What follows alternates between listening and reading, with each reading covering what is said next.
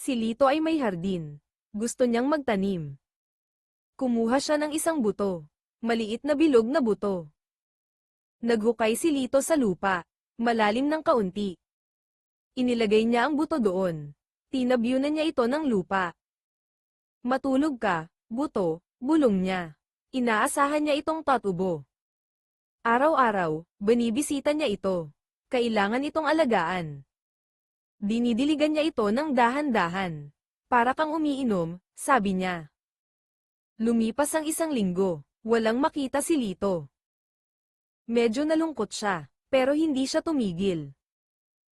Responsibilidad ko ito, naisip niya. Kailangan niyang maging matyaga. Lumipas pa ang ilang araw. Tinitingnan pa rin niya. Isang umaga, may nakita siya.